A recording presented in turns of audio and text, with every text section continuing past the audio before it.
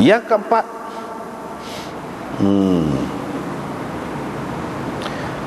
waktu ni dia tidak khusus. Bukan kata lepas asar saja, dia berpindah ganda, tak tetap. Minggu ni pada masa ni, minggu ni pada masa ni, minggu ni pada masa ni. Sebuah Lailatul Qadar juga.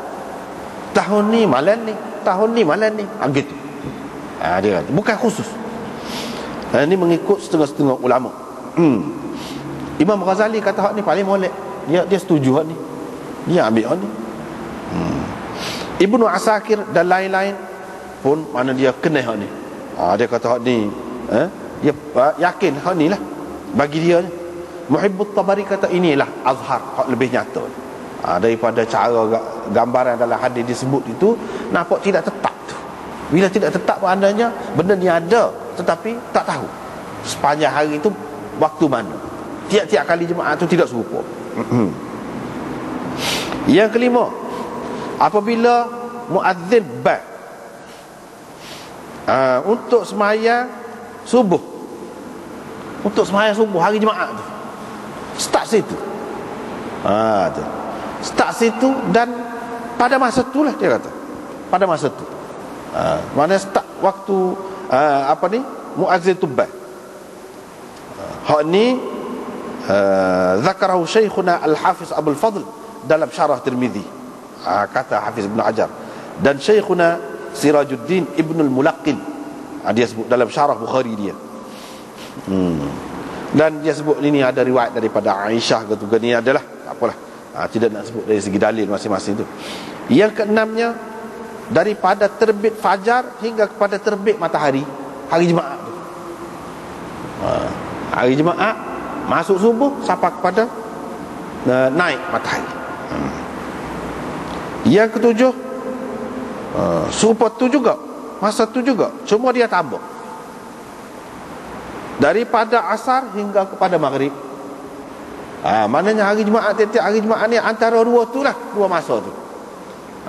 Kalau tidak lepas masuk subuh sampai kepada terbit matahari, maka masuk asar sampai kepada terbenam matahari.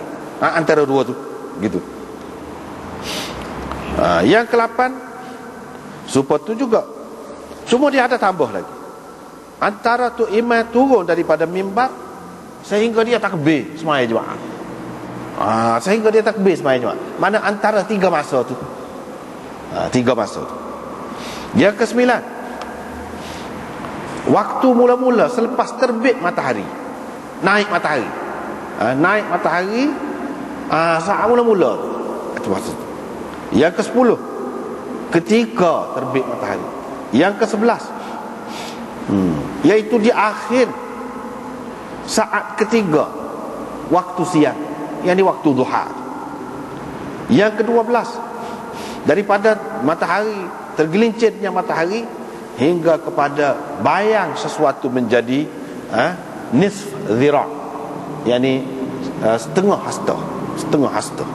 Yang ke-13, lagu tu juga, tetapi sehingga bayang sesuatu menjadi sehasta. Masa tu.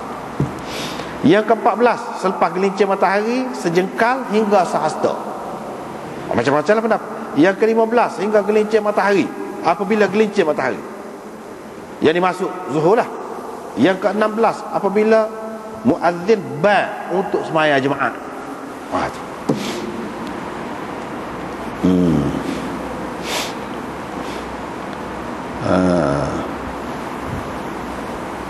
Ni berbeza daripada hak sebelum ni. Sebab ba' tu boleh jadi lewat sikit selepas daripada matahari tergelincir tu.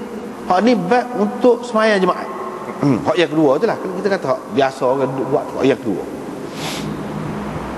ketika tu. Yang ke-17, daripada tergelincir matahari hingga seseorang tu sembahyang. Masa tu lah. Yang ke-18, daripada gelincir matahari hingga keluar imam. Yang ke-19, daripada gelincir matahari hingga terbenam matahari. Yang ke-20, antara imam keluar hingga kepada imam keluar, imam mari nak sembahyang Jumaat, hingga kepada mana ni? Diiqamatkan untuk sembahyang Jumaat. Yang ke-21, ketika imam keluar tu, ketika tu lah saatnya. Jadi itulah kelebihan pada doa lah ketika tu. Jadi tujuan yang kita baca ni, maknanya kalau kita tahu, cuba buat belaka tempat-tempat tadi. Buat belaka tempat-tempat tadi tu, jaga tempat tu. Mana tahu takut hari tu kena situ. Itu faedahnya. Mungkin kita kata apa faedah duk bacanya? Faedah bacanya iaitu banyak kan. Jadi kita tahu ni ketika ni tengok, jagalah ketika tu. Begitu. Yang ke-22 iaitu antara imam keluar hingga kepada selesai sembahyang. Antara imam keluarlah, maknanya imam mari, orang nampak dia mari, keluar daripada bilik dia ke, daripada rumah dia ke, jadi orang nampak dia mari hingga kepada selesai sembahyang. Yang ke-23, daripada masa haram berjual beli hingga kepada halal berjual beli pada hari Jumaat tu. Idza nudiya lis-salati min yaumil jumu'ati fas'au ila dzikrillah wa dharul bai'.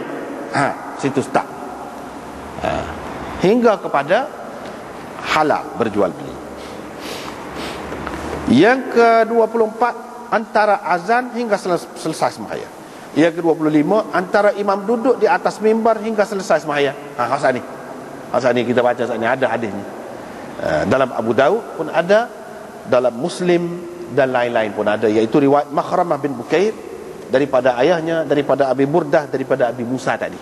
Tadi yang kita baca. Ni. Yang ke-26, pada ketika bang dan pada ketika imam berkhutbah, dan pada ketika iqamat untuk sembahyang jemaah. Pada masa itu.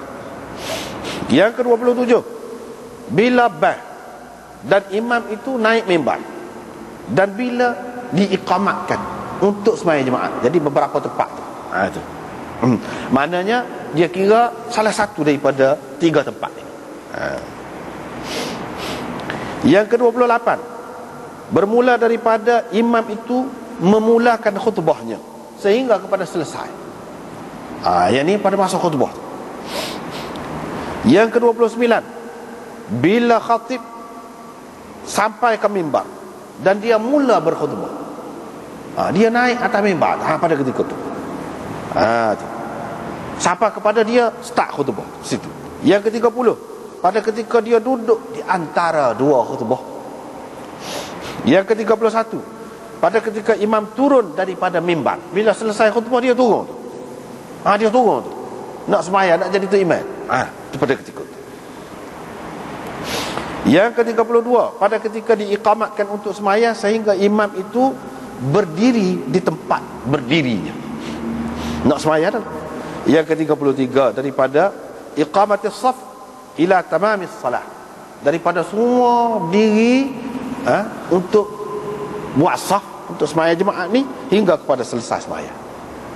Yang ke-34 iaitu saat allati kana yusalli Nabi sallallahu alaihi wasallam fiha al-jumu'ah, iaitu ketika Nabi sallallahu alaihi wasallam sembahyang jemaah dulu. Ketika mana dia sembahyang jemaah? Kalau kena ketika tu gitu. Yang ke-35, daripada sembahyang asar hingga kepada jatuh matahari.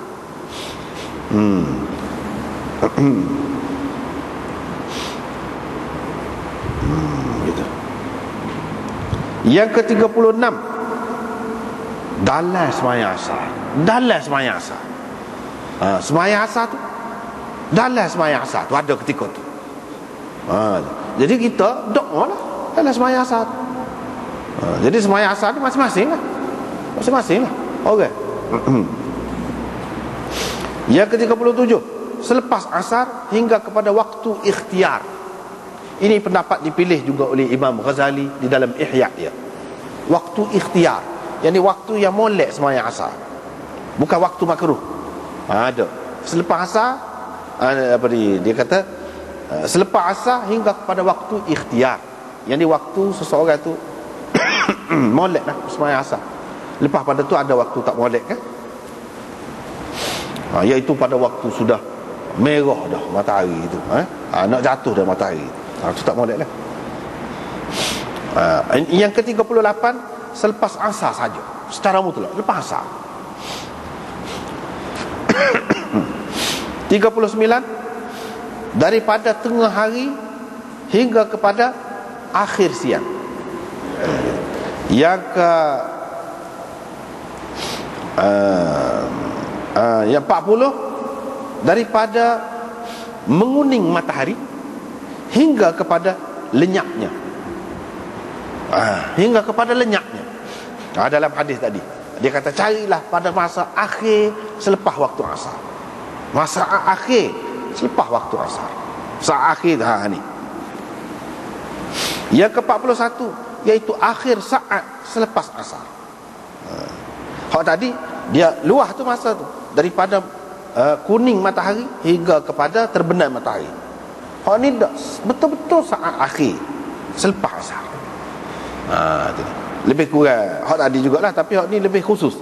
Sebab saat akhir.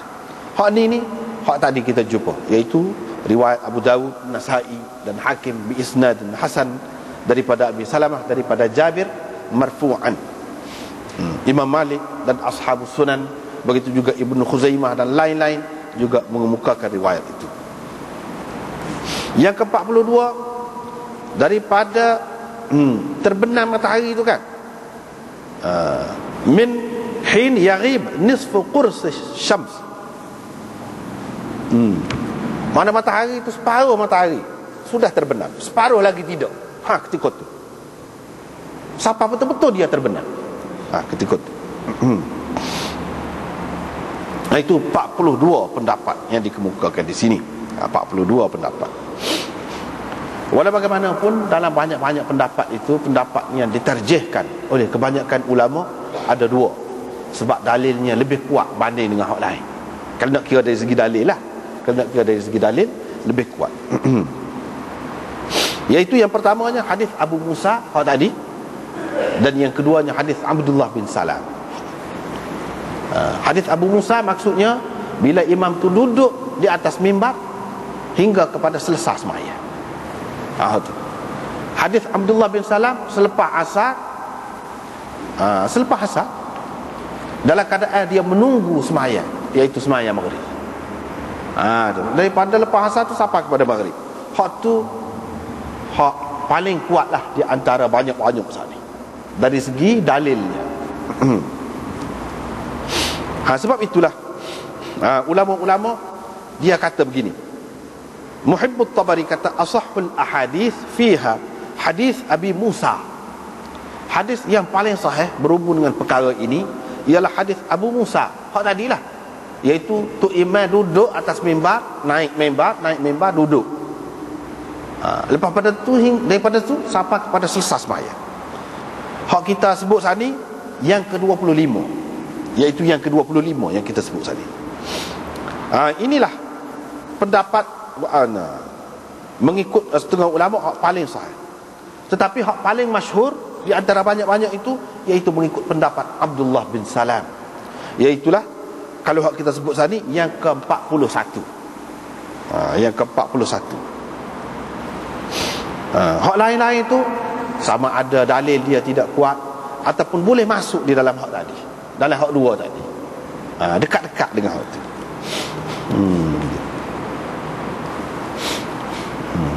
Tapi dalam hak dua ni kan, hak dua ni hak mana lebih kuat pula?